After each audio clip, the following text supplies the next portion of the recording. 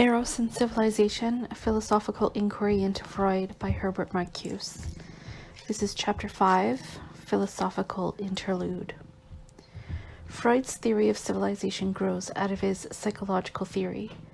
Its insights into the historical process are derived from the analysis of the mental apparatus of the individuals who are the living substance of history.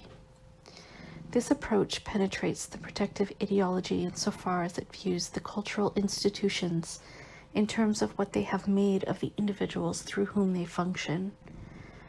But the psychological approach seems to fail at a decisive point. History has progressed behind the back and over the individuals, and the laws of the historical process have been those governing the reified institutions rather than the individuals. Against this criticism, we have argued that Freud's psychology reaches into a dimension of the mental apparatus where the individual is still the genus, the present still the past. Freud's theory reveals the biological de-individualization beneath the sociological one, the former proceeding under the pleasure and nirvana principles, the latter under the reality principle. By virtue of this generic conception, Freud's psychology of the individual is per se psychology of the genus, and his generic psychology unfolds the vicissitudes of the instincts as historical vicissitudes, the recurrent dynamic of the struggle between Eros and death instinct, of the building and destruction of culture, of repression and the return of the repressed, is released and organized by the historical conditions under which mankind develops. But the metaphysical implications of Freud's theory go even beyond the framework of sociology. Their primary instincts pertain to life and death, that is to say, to organic matter as such, and they link organic matter back with unorganic matter, and forward with its higher mental manifestations. In other words, Freud's theory contains certain assumptions on the structure of the principal mode of being. It contains ontological implications. This chapter attempts to show that these implications are more than formal, that they pertain to the basic context of Western philosophy. According to Freud, civilization begins with the methodical inhibition of the primary instincts. Two chief modes of instinctual organization may be distinguished. A, the inhibition of sexuality ensuing in durable and expanding group relations, and B, the inhibition of the destructive instincts leading to the mastery of man and nature, to individual and social morality. As the combination of these two forces sustains ever more effectively the life of ever larger groups, Eros gains over his adversary. Social utilization presses the death instinct into the service of the life instincts. But the very progress of civilization increases the scope of sublimation and of controlled aggression. On both accounts, Eros is weakened and destructiveness is released. This would suggest that progress remains committed to a regressive trend in the instinctual structure, in the last analysis to the death instinct, that the growth of civilization is counteracted by the persistent, though repressed, impulse to come to rest in final gratification. Domination and the enhancement of power and productivity proceed through destruction beyond rational necessity. The question for liberation is darkened by the quest for nirvana. The sinister hypothesis that culture, via the socially utilized impulses, stands under the rule of the nirvana principle has often haunted psychoanalysis. Progress contains regression.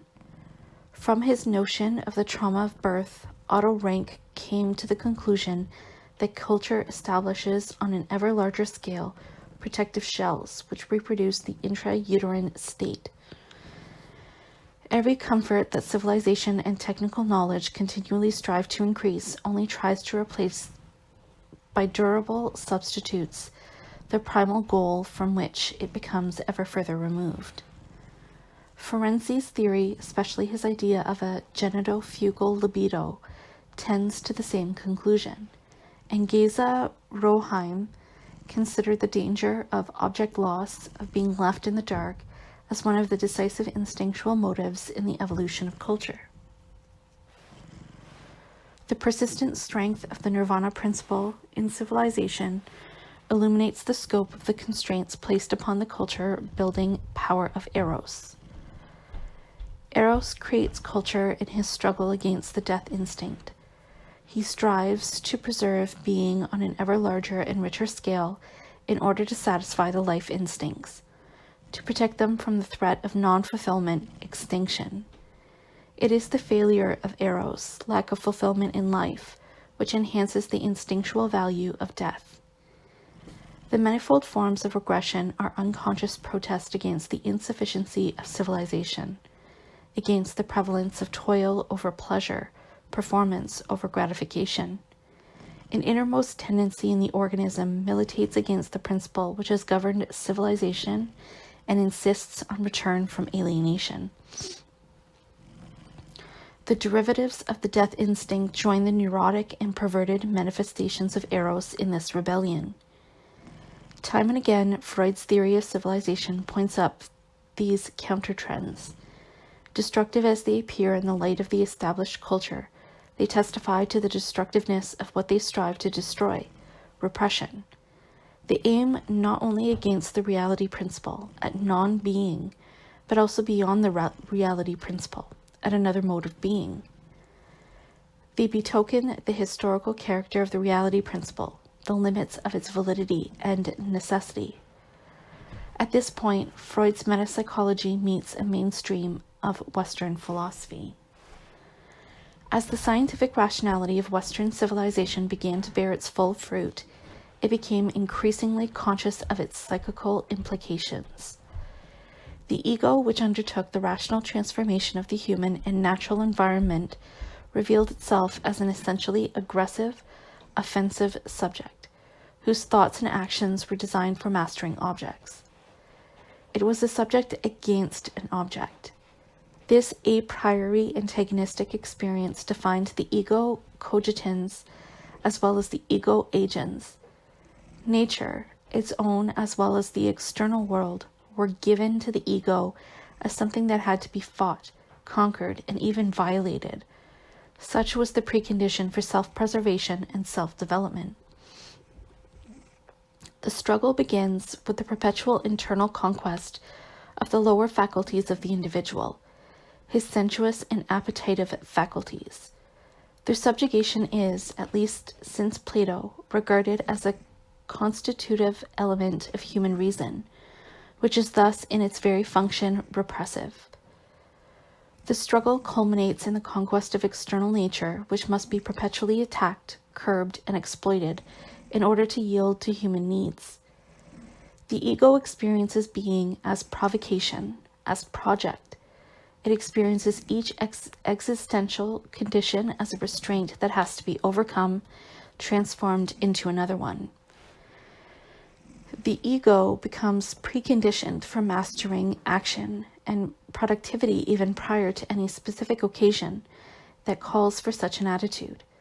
Max Scheler has pointed out that the conscious or unconscious impulse or will to power over nature is the primum movens in the relation of the modern individual to being, and that it structurally precedes modern science and technology, a pre- and alogical antecedent before scientific thought and intuition. Nature is a priori experienced by an organism bent to domination, and therefore experienced as susceptible to mastery and control. And consequently, work is a priori power and provocation in the struggle with nature. It is overcoming of resistance. In such work attitude, the images of the objective world appear as symbols for points of aggression. Action appears as domination, and reality per se as resistance. Scheler calls this mode of thought knowledge geared to domination and achievement, and sees in it the specific mode of knowledge which has guided the development of modern civilization. It has shaped the predominant notion not only of the ego, the thinking and acting subject, but also of its objective world, the notion of being as such. Whatever the implications of the original Greek conception of logos as the essence of being, since the canonization of the Aristotelian logic, the term merges with the idea of ordering, classifying, mastering reason. And this idea of reason becomes increasingly antagonistic to those faculties and attitudes which are receptive rather than productive, which tend toward gratification rather than transcendence, which remain strongly committed to the pleasure principle. They appear as the unreasonable and irrational that must be conquered and contained in order to serve the progress of reason. Reason is to ensure, through the ever more effective transformation and exploitation of nature, the fulfillment of the human potentialities. But in the process, the end seems to recede before the means. The time devoted to alienated labor absorbs the time for individual needs and defines the needs themselves. The logos shows forth as the logic of domination. When logic then reduces the units of thought to signs and symbols, the laws of thought have finally become techniques of cultivation or of calculation and manipulation. But the logic of domination does not triumph unchallenged. The philosophy which epitomizes the antagonistic relation between subject and object also retains the image of their reconciliation. The restless labor of the transcending subject terminates in the ultimate unity of subject and object, the idea of being in and for itself, existing in its own fulfillment. The logos of gratification contradicts the logos of alienation. The effort to harmonize the two animates the inner history of Western metaphysics. It obtains its classical formulation in the Aristotelian hierarchy of the modes of being, which culminates in the new theos. Its existence is no longer defined and confined by anything other than itself, but is entirely itself in all states and conditions. The ascending curve of becoming is bent in the circle which moves in itself. Past, present, and future are enclosed in the ring. According to Aristotle, this mode of being is reserved to the god. And the movement of thought, pure thinking, is its sole empirical approximation. Otherwise, the empirical world does not partake of such fulfillment, only a yearning. Eros-like connects this world with its end in itself. The Aristotelian concept is not a religious one. The nous theos is, as it were, part of the universe, neither its creator, nor its lord, nor its savior, but a mode of being in which all potentiality is actuality, in which the project of being has been fulfilled. The Aristotelian conception remains alive through all subsequent transformations. When at the end of the age of reason with Hegel, Western thought makes its last and greatest attempt to demonstrate the validity of its categories and of the principles which govern its world, it concludes again with the new theos. Again, fulfillment is relegated to the absolute idea and to absolute knowledge. Again, the movement of the circle ends the painful process of destructive and productive transcendence. Now the circle comprises the whole. All alienation is justified and at the same time cancelled in the universal ring of reason, which is the world. But now philosophy comprehends the concrete historical ground on which the edifice of reason is erected. The phenomenology of the spirit unfolds the structure of reason as the structure of domination, and as the overcoming of domination. Reason develops through the developing self-consciousness of man who conquers the natural and historical world and makes it the material of his self-realization. When mere consciousness reaches the stage of self-consciousness, it finds itself as ego, and the ego is first desire. It can become conscious of itself only through satisfying itself in and by another. But such satisfaction involves the negation of the other, for the ego has to prove itself by truly being for itself against all otherness. This is the notion of the individual which must constantly assert and affirm himself in order to be real, which is set off against the world as his negativity, as denying his freedom, so that he can exist only by incessantly winning and testing his existence against something or someone which contests it. The ego must become free. But if the world has the character of negativity, then the ego's freedom depends on being recognized, acknowledged as master, and such recognition can only be tendered by another ego, another self-conscious subject. Objects are not alive. The overcoming of their resistance cannot satisfy or test the power of the ego. Self-consciousness can attain its satisfaction only in another self-consciousness. The aggressive attitude toward the object world, the domination of nature, thus ultimately aims at the domination of man by man. It is aggressiveness towards the other subjects. Satisfaction of the ego is conditioned upon its negative relation to another ego. The relation of both self-consciousness is in this way so constituted that they prove themselves and each other through a life and death struggle, and it is solely by risking life that freedom is obtained. Freedom involves the risk of life, not because it involves liberation from servitude, but because the very content of human freedom is defined by the mutual negative relation to the other. And since this negative relation affects the totality of life, freedom can be tested only by staking life itself. Death and anxiety, not as fear for this element or that, not for this or that moment of time, but as fear for one's entire being, are the essential terms of human freedom and satisfaction. From the negative structure of self-consciousness results the relation of master and servant, domination and servitude. This relation is the consequence of the specific nature of self-consciousness and the consequence of its specific attitude toward the other, object and subject.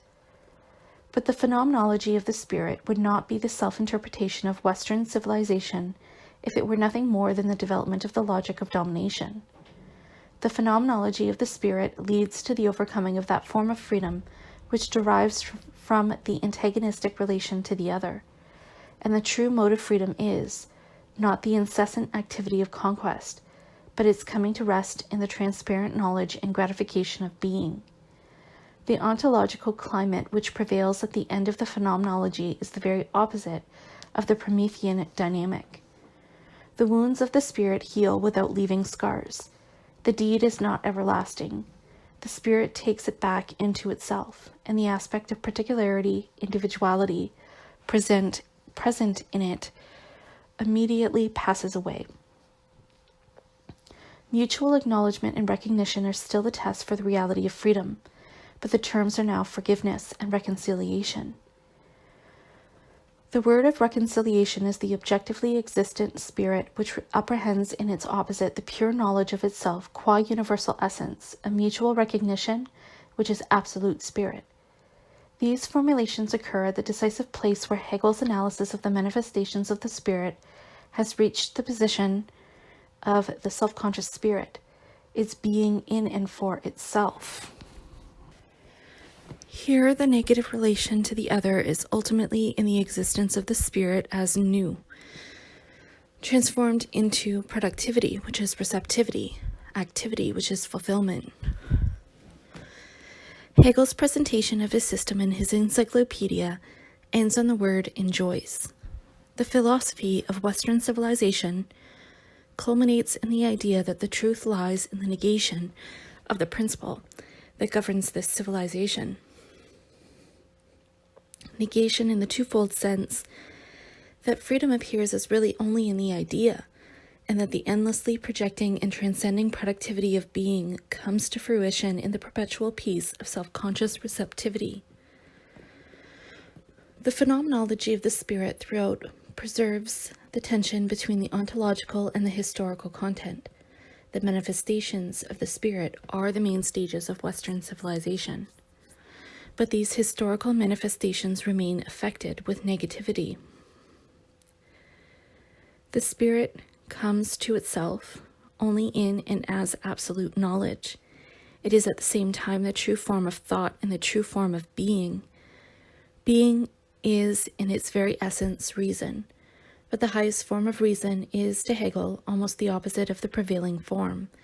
It is attained and sustained fulfillment, the transparent unity of subject and object, of the universal and the individual, a dynamic rather than static unity in which all becoming is free self-externalization, release, and enjoyment of potentialities. The labor of history comes to rest in history.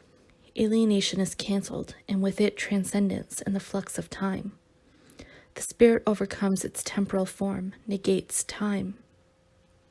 But the end of history recaptures its content. The force which accomplishes the conquest of time is remembrance, recollection. Absolute knowledge, in which the spirit attains its truth, is the spirit entering into its real self, whereby it abandons its extraneous existence and entrusts its gestalt to remembrance. Being is no longer the painful transcendence toward the future, but the peaceful recapture of the past. Remembrance, which has preserved everything that was, is the inner and the actually higher form of the substance. The fact that remembrance here appears as the decisive existential category for the highest form of being indicates the inner trend of Hegel's philosophy.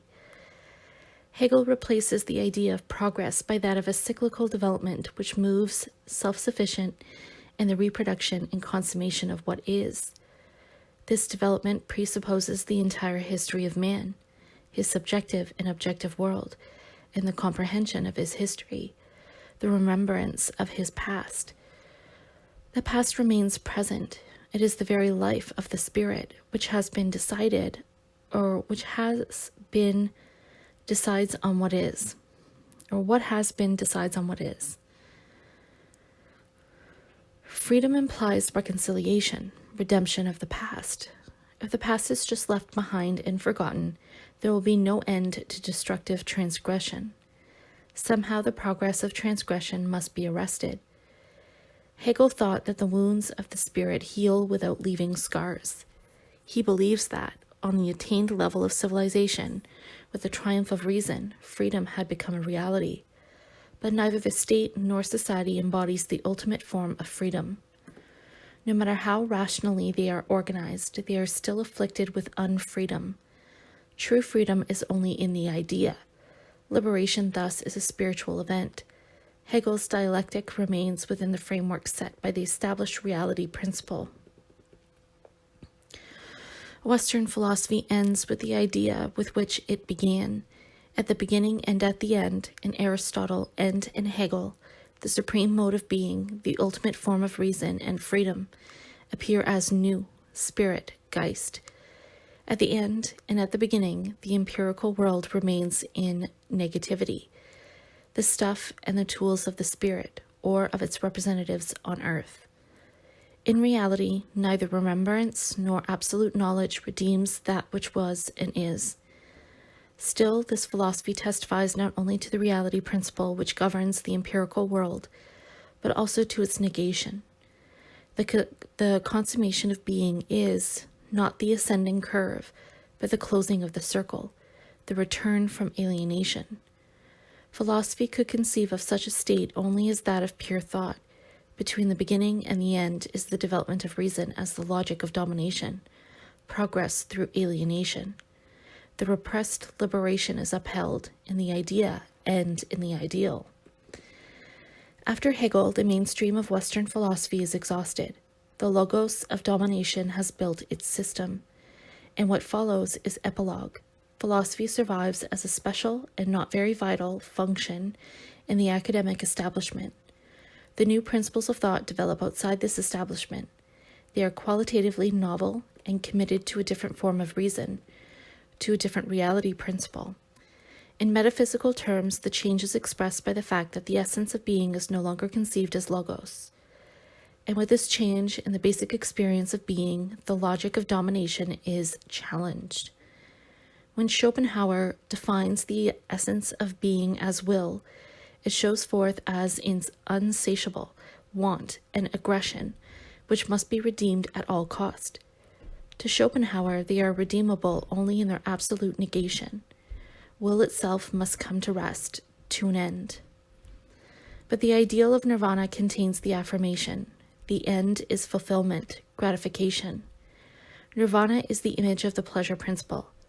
As such, it emerges, still in a repressive form, in Richard Wagner's music drama, repressive because, as in any good theology and morality, fulfillment here demands the sacrifice of earthly happiness. The Principium Individuationis itself is said to be at fault. Fulfillment is only beyond its realm. The most orgastic lie bestowed still celebrates the most orgastic renunciation.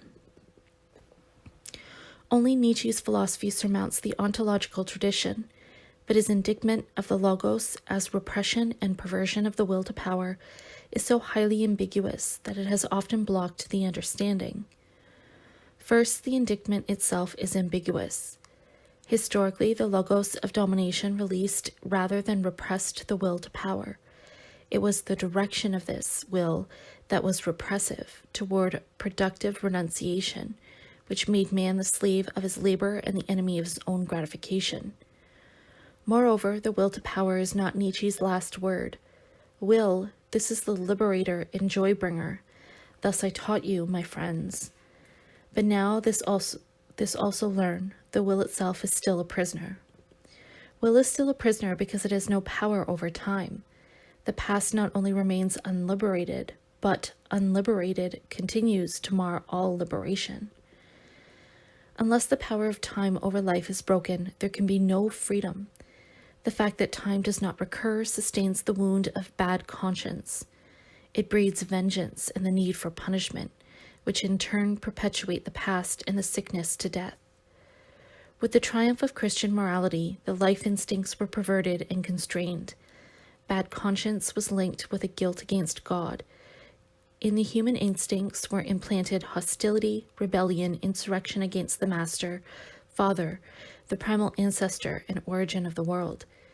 Repression and deprivation were thus justified and affirmed. They were made into the masterful and aggressive forces which determined the human existence. With their growing social utilization, progress became of necessity progressive repression. On this road, there is no alternative, and no spiritual and transcendental freedom can compensate for the repressive foundations of culture. The wounds of the spirit, if they heal at all, do leave scars. The past becomes master over the present, and life a tribute to death. And now cloud upon cloud rolled over the spirit, until at last madness preached. All things pass away, therefore all things deserve to pass away. And this is justice itself. This law of time, that it must devour its children, thus preached madness. Nietzsche exposes the gigantic fallacy on which Western philosophy and morality were built, namely the transformation of facts into essences, of historical into metaphysical conditions.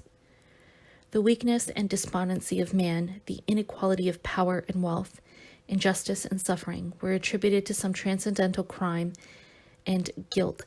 Rebellion became the original sin, disobedience against God, and the striving for gratification was concupiscence.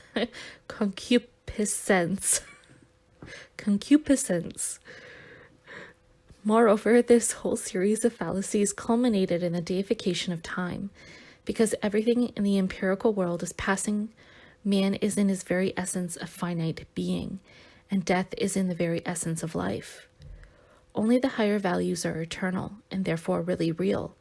The inner man, faith, and love, which does not ask and does not desire. Nietzsche's attempt to uncover the historical roots of these transformations elucidates their twofold function: to pacify, compensate, and justify the underprivileged of the earth, and to protect those who made and left them underprivileged.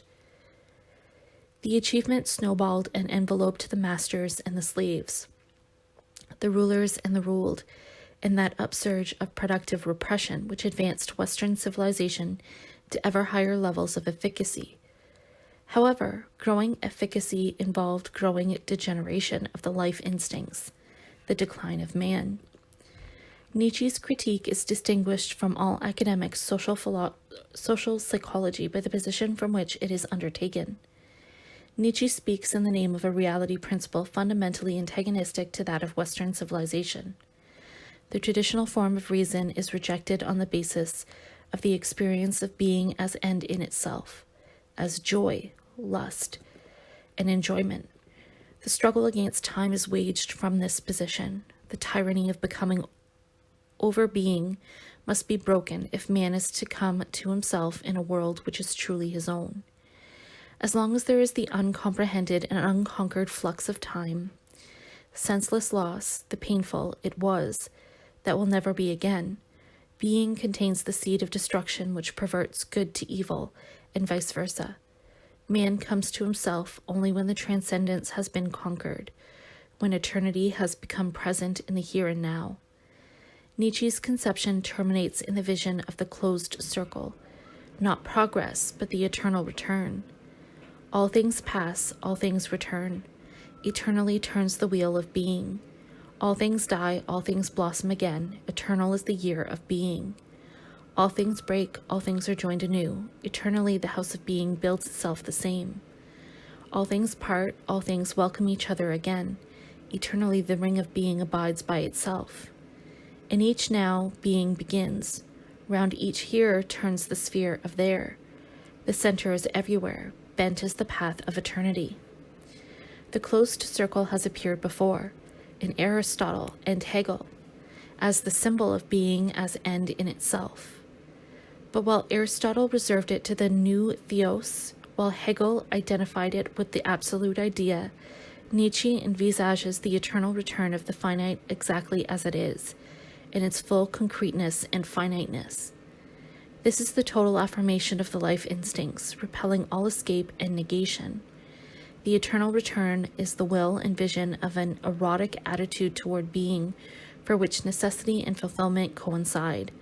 Shield of necessity, star summit of being, not reached by any wish, not soiled by any no. Eternal yes of being, I affirm you eternally, for I love you eternity. Eternity, long since the ultimate consolation of an alienated existence, had been made into an instrument of repression by its relegation to a transcendental world, unreal reward for real suffering. Here, eternity is reclaimed for the fair earth as the eternal return of its children, of the lily and the rose, of the sun on the mountains and lakes, of the lover and the beloved, of the fear for their life, of pain and happiness. Death it is conquered only if it is followed by the real rebirth of everything that was before death here on earth. Not as a mere repetition, but as willed and wanted recreation. The eternal return thus includes the return of suffering, but suffering as a means for more gratification, for the aggrandizement of joy. The horror of pain derives from the instinct of weakness, from the fact that pain overwhelms and becomes final and fatal. Suffering can be affirmed if man's power is sufficiently strong to make pain a stimulus for affirmation, a link in the chain of joy. The doctrine of the eternal return obtains all its meaning from the central proposition that joy wants eternity, wants itself and all things to be everlasting. Nietzsche's philosophy contains enough elements of the terrible past. His celebration of pain and power perpetuates features of the morality which he strives to overcome. However, the image of a new reality principle breaks the repressive context and anticipates the liberation from the archaic heritage. The earth has all too long been a madhouse. For Nietzsche, the liberation depends on the reversal of the sense of guilt. Mankind must come to associate the bad conscience not with the affirmation, but with the denial of the life instincts, not with the rebellion, but with the acceptance of the repressive ideals. We have suggested certain nodal points in the development of Western philosophy which reveal the historical limitations of its system of reason and the effort to surpass this system. The struggle appears in the antagonism between becoming and being, between the ascending curve and the closed circle, progress and eternal return, transcendence and rest in fulfillment. It is the struggle between the logic of domination and the will to gratification. Both assert their claims for defining the reality principle. The traditional ontology is contested, Against the conception of being in terms of logos rises the conception of being in alogical terms, will and joy. This counter-trend strives to formulate its own logos, the logic of gratification. In its most advanced positions, Freud's theory partakes of this philosophical dynamic. His metapsychology attempts to define the essence of being, defines it as Eros, in contrast to its traditional definition as logos. The death instead affirms the principle of non-being, the negation of being, against Eros, the principle of being. The ubiquitous fusion of the two principles in Freud's conception corresponds to the traditional metaphysical fusion of being and non-being. To be sure, Freud's conception of Eros refers only to organic life. However, inorganic matter is, as the end of the death instinct, so inherently linked to organic matter that, as suggested above, it seems permissible to give his conception a general ontological meaning. Being is essentially the striving for pleasure. This striving becomes an aim in the human existence. The erotic impulse to combine living substance into ever larger and more durable units is the instinctual source of civilization. The sex instincts are life instincts. The impulse to preserve and enrich life by mastering nature in accordance with the developing vital needs is organically an erotic impulse.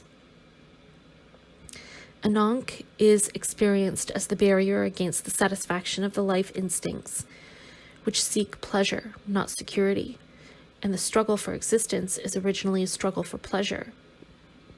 Culture begins with the collective implementation of this aim. Later, however, the struggle for existence is organized in the interest of domination. The erotic basis of culture is transformed. When philosophy conceives the essence of being as logos, it is already the logos of domination, commanding, mastering, directing reason, to which man and nature are to be subjected. Freud's interpretation of being in terms of Eros recaptures the early stage of Plato's philosophy, which conceived of culture not as the repressive sublimation, but as the free self-development of Eros. As early as Plato, this conception appears as an archaic mythical residue. Eros is being absorbed into logos, and logos is reason, which subdues the instincts. The history of ontology reflects the reality principle which governs the world ever more exclusively. The insights contained in the metaphysical notion of Eros were driven underground. They survived in eschatological distortion in many heretic movements in the hedonistic philosophy. Their history has still to be written, as has the history of the transformation of Eros in agape. Freud's own theory follows the general trend. In his work, the rationality of the predominant reality principle supersedes the metaphysical speculations on Eros. We shall presently try to recapture the full content of his speculations.